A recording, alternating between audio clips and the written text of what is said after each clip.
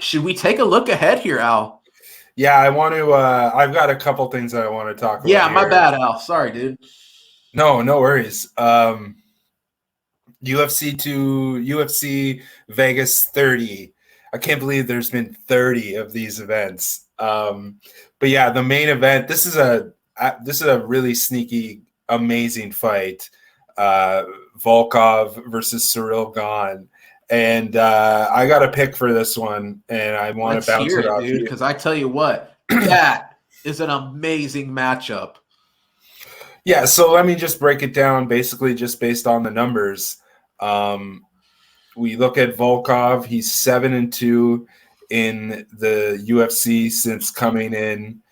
And 7-2 in the UFC since coming in. He's won 3 of his 9 fights by decision.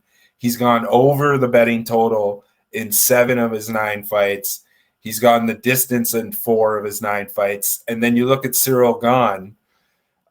He's 5-0 in the UFC. He's gone over the betting total in 4 of his 5 fights.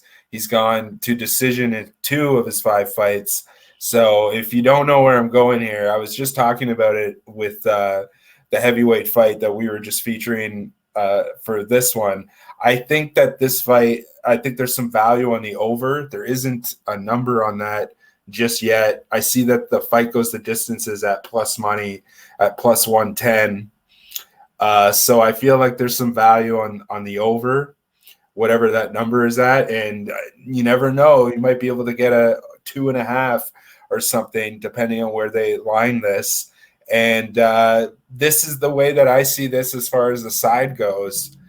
If the pre-gun conclusion is that this one is going to go the distance, and Volkov is like a plus 140 underdog, if this one is going to go the distance, and Ciryl Gane is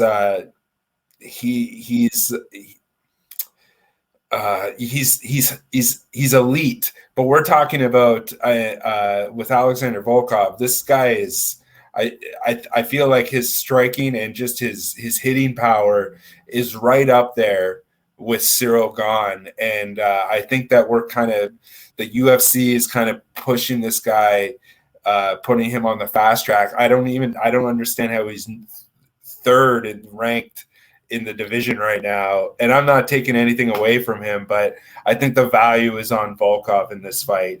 I think that if it's a pre-gun conclusion that this fight goes the distance, and that Volkov is not going to be like Rozenstruik. Volkov is not going to just sit and wait.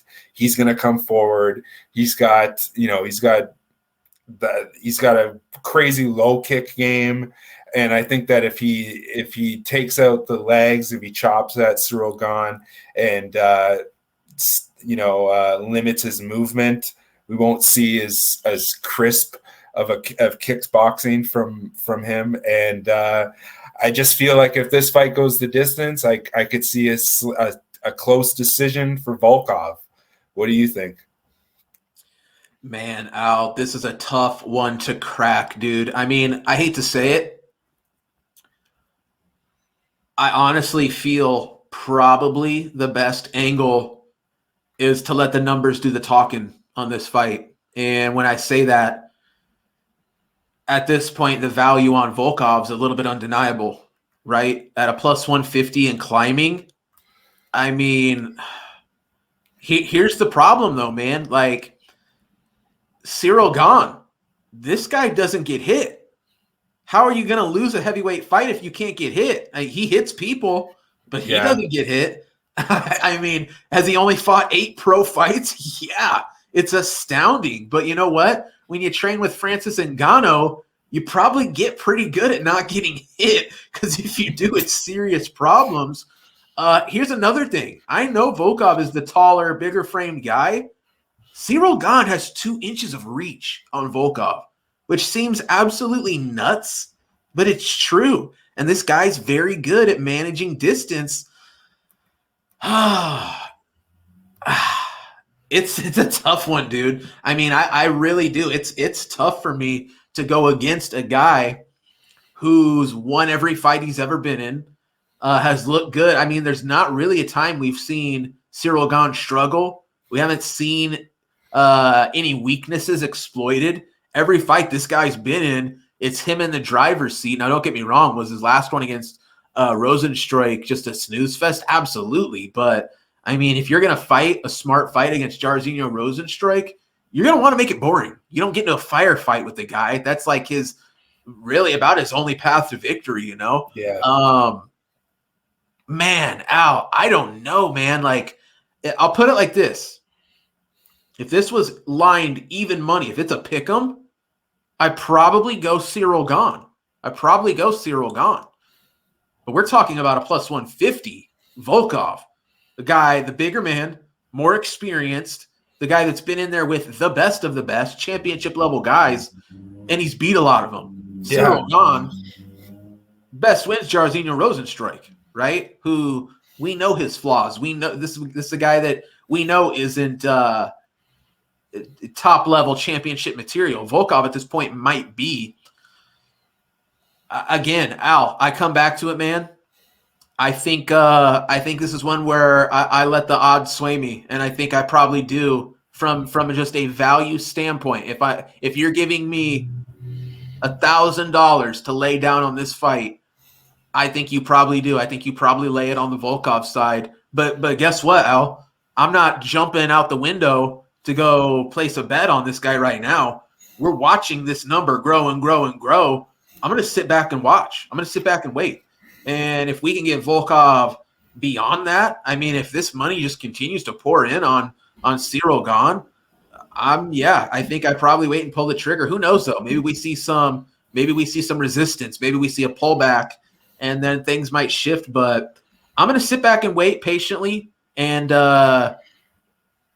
man, I just don't know. I mean, this is all pre-tape. I've got a lot of work to still do on this fight, but it's very intriguing, man. And I just got to be honest, from a fan standpoint, from a matchup standpoint, it's just phenomenal. I can't wait for the fight.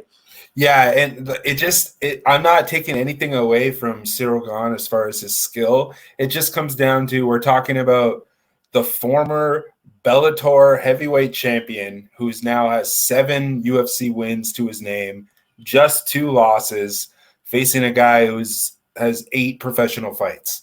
And I'm not taking anything away from his skill level, but it's just like, it's a no-brainer. If he's an underdog, it's a no-brainer. Like, it's just, and then, like I said, about these 2 guys have a tendency to go further into fights. You know what I mean? Like, Volkov has gone over in 7 of his 9 UFC appearances.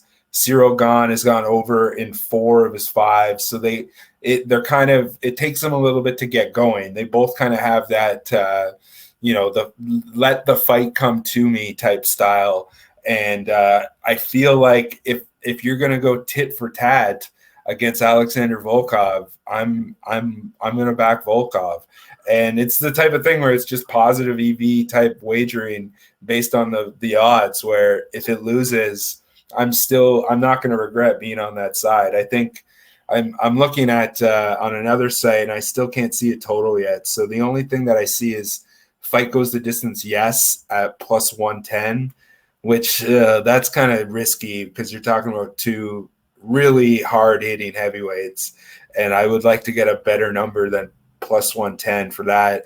But if I can get an over 2.5 at like minus 140 or something like that, I'll be on that, because I feel like this fight's going to go probably into the championship rounds, and I wouldn't be shocked if this one goes the distance. I wouldn't be shocked to see either of these guys win by decision.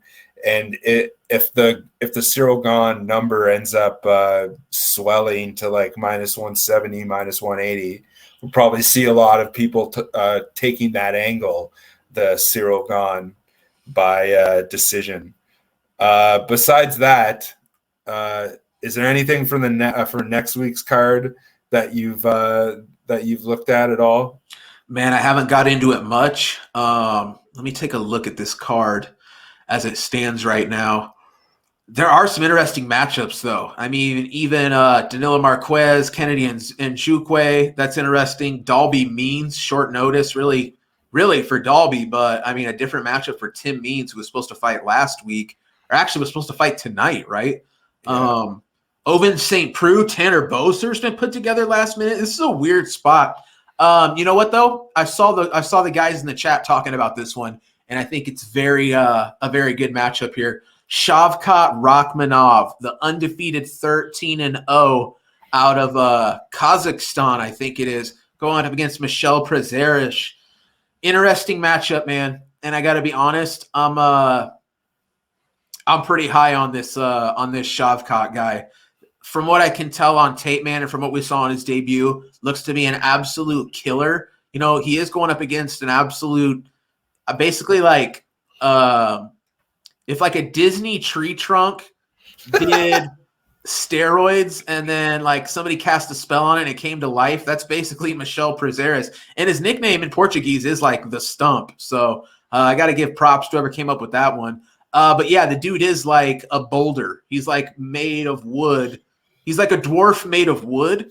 That's crazy strong. And if he catches your neck, you're done. If he catches you with a swinging overhand right, you're done. So a very dangerous dude. A guy who's 26-3. Like, this dude is legit, albeit always at a serious size disadvantage because he is so like dense. You know what I mean? But and then invertly, Shavkat Rakhmonov, incredibly long, like huge for the division. I like Shavkat to win the fight, but it is touchy, man. Has Rakhmonov gone up against a guy that's dangerous? I don't know. I don't think so. But I am high on this kid, and I can't wait for that fight. I do think Shavkat wins, absolutely. But I'd love to see the line maybe get a little bit better on Rakhmonov. I don't think it will, though. I think probably a lot of people jump on this kid when they go to watch the tape and realize how good he is. But Charles Rosa, Justin James, that's really not doing it for me. Hani Barcelos, Timur Valiev. Wow, tough matchup, man. 16-1, Hani Barcelos, 17-2, Timur Valiev, who we saw take a loss in the UFC. Homeboy was puffing a little too much of the jazz cabbage, though. Ends up getting turned into a no contest. The loss comes off his record. But nonetheless, we saw the guy get slept. You know what I mean? Moicano Jai Herbert, a really good matchup, man. I'm sure Moicano's a heavy favorite there, as he probably should be. Prochnio Villanueva, that one's a little bit interesting. Medeiros Hadzovic was a fight we were supposed to get about a month ago. That's interesting because I've seen money coming in on Hadzovic. I picked Medeiros a month ago. I'm going to stick with that. Now he's like a plus money underdog when it was basically a pick 'em. I don't know why the fight being pushed back has money coming in on the Hadzovic side. And then to kick it off, Andre Fili, Daniel Pineda is interesting too. Both guys. That's a good fight. Yeah, it's a really good fight. It should be a total banger. I probably lean Fili slightly. It looks like Pineda coming off the steroids is finally losing that power and just doesn't seem to have the cardio to go a solid 3. So solid card though. Al, is there anything?